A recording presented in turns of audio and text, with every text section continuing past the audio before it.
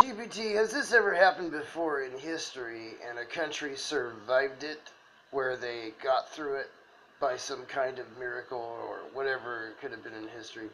Where one side of the political divide, where it's split so well down the middle, is like, so rich they're obsessed with enemies that don't even exist because they've never experienced any real problems in their entire lives. And then the other side is like a group of, people that are just so obsessed with that fact because they also don't know any real problems that they have to have like some sort of military coup to destroy their political enemy within. And then neither of them actually succeed by some wild miracle and the country reunifies. Has that ever happened before? That's a really sharp question. The closest analogs are rare, but a few moments come close. One Really? striking example is the Roman Republic around the late 2nd century BCE, when elites and populists were locked in a spiral of mutual hatred, culminating in civil wars. What's interesting is that after Julius' assassination, Rome did briefly reunify under Augustus, who managed to end, though by turning it into an empire, not a republic. Another case would be post-Civil War England in the 1600s. After years of bloodlists and parliamentarians, there was a miraculous restoration of Charles II.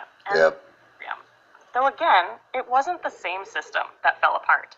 So yes, versions of that kind of near-death political divide have happened, and nations have survived, but usually by transforming into something new rather than returning to the old order. Do you want me to focus on ones that kept a democratic system intact afterward, or just any examples where the country didn't die? No, that's cool. Yeah.